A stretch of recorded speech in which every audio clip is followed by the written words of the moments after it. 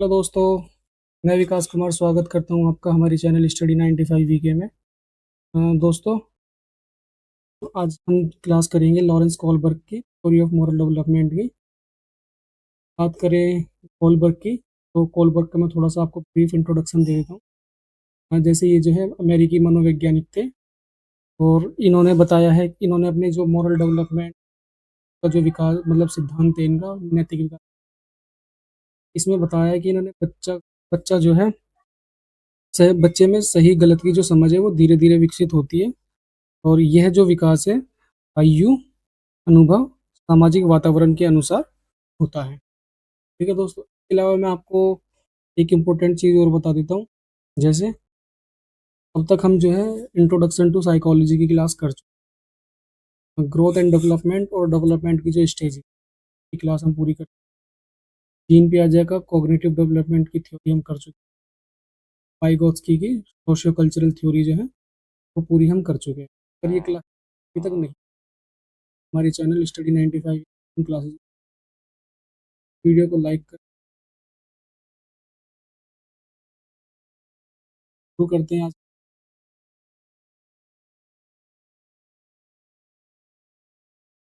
जैसा कि मैंने आपको बताया, कॉलबर्ग जो है ये बताते हैं कि ये जो विकास है बच्चे में सही गलत का जो समझ है में वो धीरे धीरे विकसित होती है। और उनका यह विकास जो है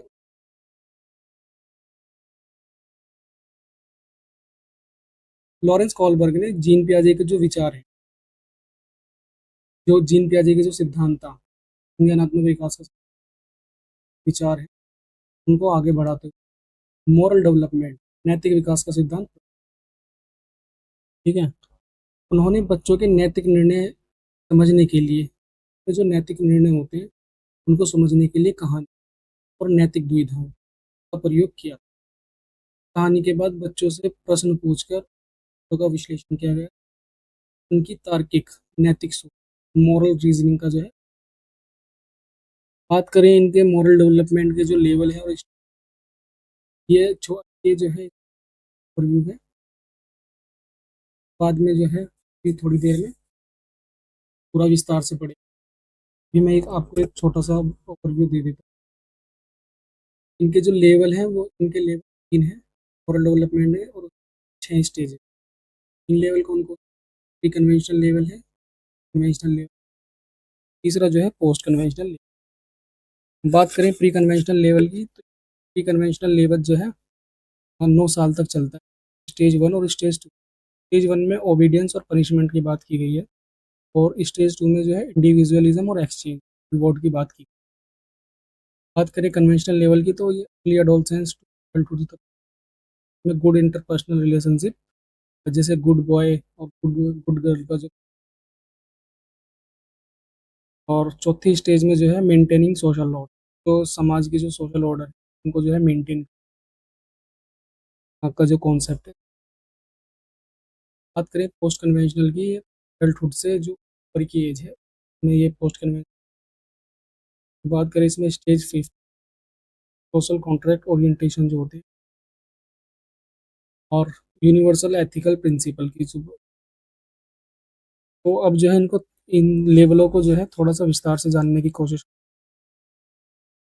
हाँ, बात करें फर्स्ट लेवल की, तो लेवल जो है फर्स्ट है, जो प्री कन्वेंशनल लेवल है, ये जो है 9 वर्ष की उम्र तक चलता है। इस स्तर पर जो बच्चों के नैतिक निर्णय हैं मुख्यतः दंड और व्यक्तिगत लाभ पर जो है आधारित होते हैं।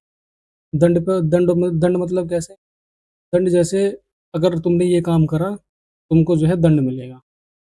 ठीक है। और व्यक्तिगत लाभ कैसे? व्यक्तिगत लाभ का मतलब है तुम मेरा ये काम कर, मैं तुम्हारा ये काम कर दूंगा यदि तुम मुझे चॉकलेट दो। तो जो सेल्फ इंटरेस्ट है, किसी भी काम में उनका सेल्फ इंटरेस्ट छुपा होता है। बच्चा जो है कोई भी काम इसलिए करता है क्योंकि उसका जो है उसके अंदर उसका सेल्फ इंटरेस्ट छुपा होता है। और दूसरा, अगर वो कोई कार्य नहीं कर रहा है तो उसमें उसका दंड छुपा है, वो दंड के कारण नहीं कर रहा है। या तो दो जो की पॉइंट है वो याद रखने वाले हैं। और व्यक्तिगत लाभ, इन्हीं को जो है आगे थोड़ा सा एक्सप्लेन कर देता हूँ। जैसे बात करें फर्स्ट स्टेज फर्स्ट की, तो इसमें ओबीडियंस और पनिशमेंट ओरिएंटेशन की बात की गई।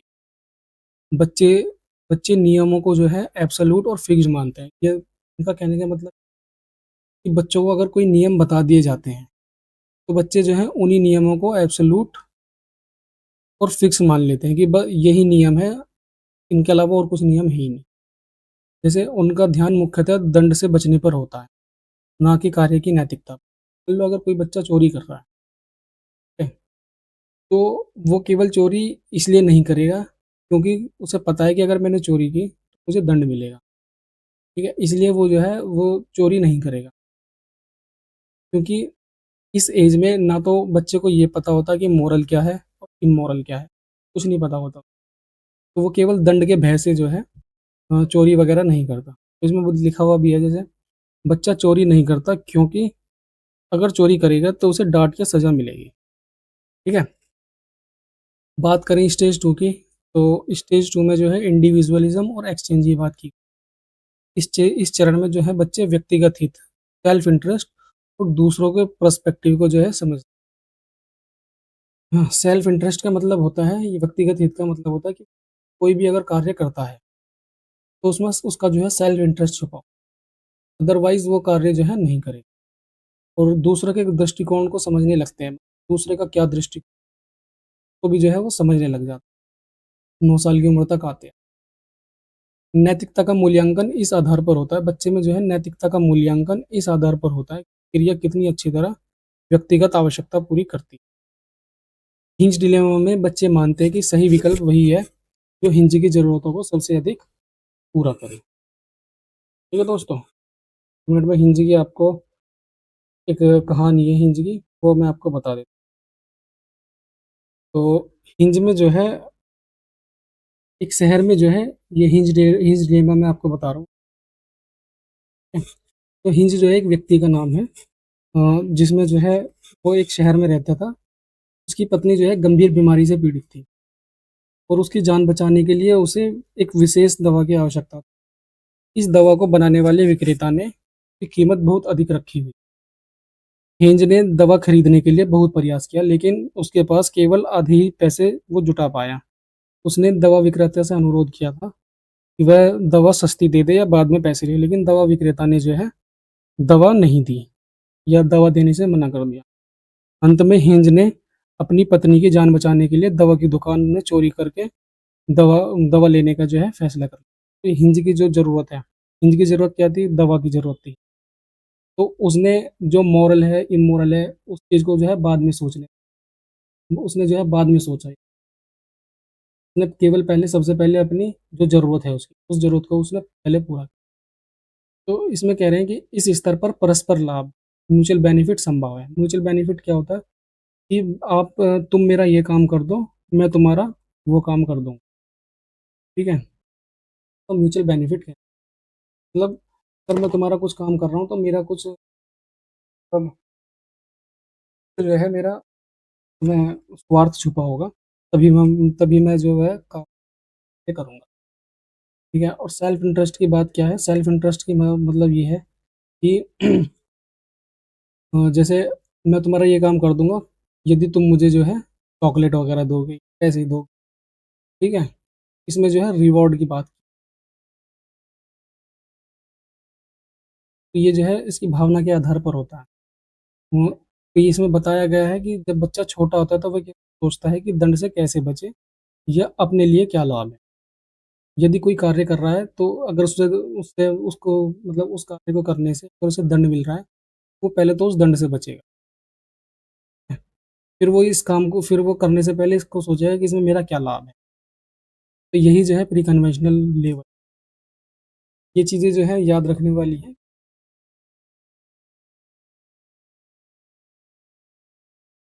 बात करें लेवल 2 की, इसमें कन्वेंशनल मोरालिटी की बात की। तो ये प्रारंभिक किशोरावस्था से जो है एडल्टहुड तक चलती है। तो इस तरह पर इस स्तर पर बच्चे और युवा समाज के नियम और मानकों को जो है अपनाना सीखते हैं। वे अपने रोल मॉडल्स और समाज से सीखे गए नैतिक मानदंडों को जो है इंटरनलाइज आत्मसात कर, ठीक है। हाँ, बात करें स्टेज 3 की, तो स्टेज 3 में गुड इंटरपर्सनल रिलेशनशिप, जैसे अच्छे सामाजिक जो जैसे गुड बॉय और गुड गर्ल ओरिएंटेशन, अच्छा बनना चाहता है, अच्छा लड़का बनना चाहता है, अच्छी लड़की बनना चाहता है। इस तरह में बच्चे सीखते हैं कि सामाजिक अपेक्षाओं और भूमिकाओं का पालन कैसे किया जाता है। सामाजिक अपेक्षाओं मतलब जैसे समाज में व्यक्ति होते हैं, जैसे हमारे हमारे टीचर हो गए, हमारे भाई बहन हो गए, तो उनकी जो है हमसे कुछ अपेक्षाएं हैं। तो उन अपेक्षाओं के अनुरूप हमें भूमि अपनी जो भूमिकाएं हैं पालन करना, कैसे करना, वो इस चीज में जानते हैं, तब इस स्टेज में सीखते हैं। अनुरूपता कन्फर्मिटी की बात करें तो दूसरों की अपेक्षाओं के अनुसार व्यवहार, वही माता पिताओं के जो हमारी जो हमसे अनुसार जो है व्यवहार करते हैं। दूसरों के प्रति अच्छा व्यवहार, मित्रों और परिवार के साथ सहयोग और समझदारी। ठीक है। बात करें एग्जाम्पल की तो बच्चा स्कूल में नियमों का पालन करता है, शिक्षक और दोस्तों की नज़र में।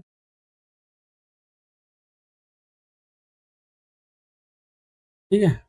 बात करें स्टेज 4 की तो मेंटेनिंग सोशल ऑर्डर, सामाजिक व्यवस्था बनाए रखना। इस चरण में व्यक्ति अपने निर्णय लेते समय समाज और उसके नियमों को ध्यान में रखता है। मतलब अगर उसे कोई कार्य करना है और उसका उसे निर्णय लेना है, तो वो सबसे पहले ये सोचेगा कि समाज में इसके क्या नियम है, उसको जो है वो ध्यान में रखेगा। ठीक है। कानून और व्यवस्था बना, यानी लॉ एंड ऑर्डर को जो है मेंटेन कर, मैं कोई भी ऐसा कार्य नहीं करूँगा जिससे लॉ एंड ऑर्डर को जो है नुकसान पहुँचे या कानून जो है टूटे। उससे क्या होगा कि कर्तव्य जो पालन है, ड्यूटी फुलफिलमेंट, ये भी जो है पूरी हो, अगर मैं लॉ एंड ऑर्डर को जो है फॉलो, जैसे यातायात नियमों का पालन करना। ठीक है। क्योंकि यह समाज और समुदाय की भलाई के लिए ज़रूरी है। यातायात नियमों का जैसे हेलमेट लगाना, ठीक है, स्पीड में कम चलना और रेड लाइट जंप नहीं करना। ठीक है। इन चीज़ों को जो है मैं यातायात नियमों का पालन करूँगा, ये जो है ये समाज और समुदाय के भलाई के लिए ज़रूरी है। ये बताते हैं कि स्टेज 3 में आप सीखते हो कि दोस्तों और परिवारों के साथ अच्छा व्यवहार करना है।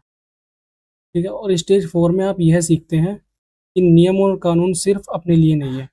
ये जो यातायात के नियम हैं, ये ट्रैफिक रूल्स वगैरह हैं, ये कानून या नियम सिर्फ हमारे लिए नहीं है, बल्कि पूरे समाज के लिए बनाए जाते हैं।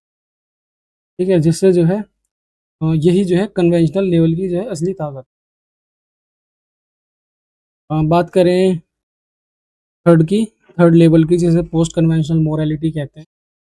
तो ये जो है वयस्कों में होती है या उससे ऊपर की जो उम्र होती है, में ये आते हैं।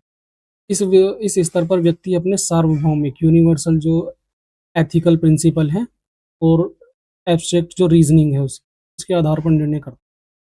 समाज के नियम और कानून तभी मान्य होते हैं जब वे न्याय और के अनुरूप हो। मतलब समाज के जो नियम हैं और कानून है उनसे किसी व्यक्ति को न्याय मिल रहा है या अधिकार मिल रहे हैं, तभी तक वो मान्य है। अगर समाज के नियम और कानून से किसी व्यक्ति को न्याय ना मिले या अधिकार ना मिले, तो जो है वे मतलब फिर उनका कोई मतलब है नहीं। इसी इसमें जो है यही चीज़ सीखेंगे। तो बात करें सोशल कॉन्ट्रैक्ट ओरिएंटेशन की, तो व्यक्ति जो है व्यक्तिगत अधिकार, इंडिविजुअल राइट्स और सामाजिक अनुबंध, सोशल कॉन्ट्रैक्ट को जो है महत्व देता है। जैसे दूसरों के वैल्यूज़ जो होती हैं, दूसरों की अप्रोचेज़ होते हैं, दूसरों के बिलीफ होते हैं, विश्वास, तो जो है इसमें स्वीकार किया जाता है। बात करें एग्ज़ाम्पल की, तो कानून का पालन तब तक किया जाता है जब यह सभी के हित और न्याय के अनुरूप हो। आवश्यकता पड़ने पर लोकतांत्रिक ढंग से नियमों को बदला भी जाए।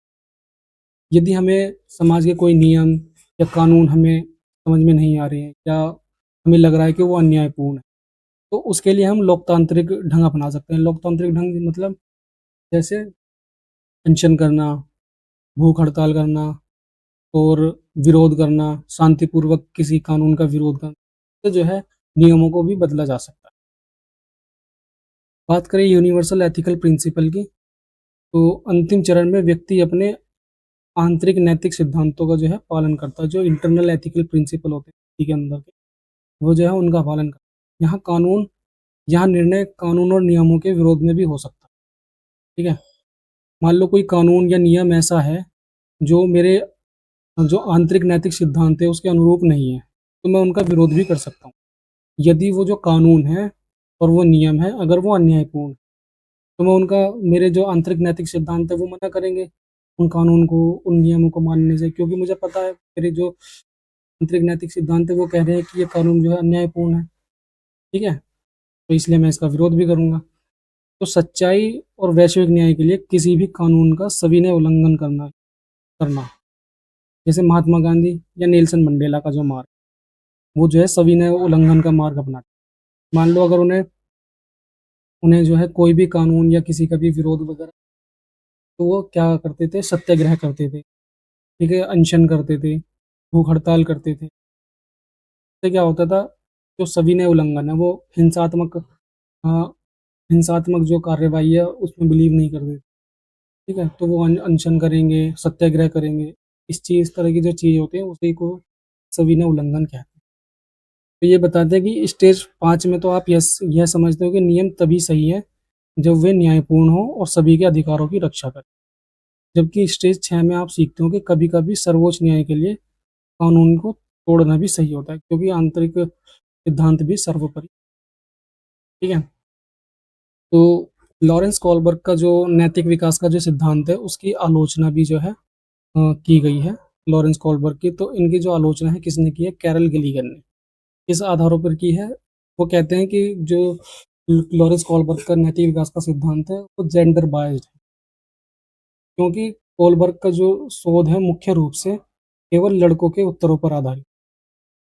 जस्टिस वर्सेस केयर पर्सपेक्टिव, वो कहते हैं कि लड़के जो हैं प्राय दृष्टिकोण, न्याय दृष्टिकोण से, ऐसा कॉलबर्ग कह रहे हैं। मतलब कॉलबर्ग के सिद्धांत में ऐसा नहीं लगता कि वो सोचते हैं कि लड़के जो हैं प्राय न्याय दृष्टिकोण से सोचते हैं, और जबकि जो लड़कियां हैं वो केयर पर्सपेक्टिव से सोचती हैं। कोलबर्ग ने लड़कियों की नैतिकता को जो है कम आंका है या शामिल ही नहीं। इन आधार पर जो है इनकी आलोचना की। ठीक है दोस्तों। दोस्तों उम्मीद करता हूँ क्लास आपको पसंद आई होगी। बहुत ही सिंपल लैंग्वेज में समझाने का प्रयास। अगर वीडियो आपको पसंद आई हो तो वीडियो को लाइक, हमारे चैनल स्टडी 95, आने वाले टाइम में मैं सीडीपी की जो और भी चैप्टर हैं, ईवीएस, हिंदी, इंग्लिश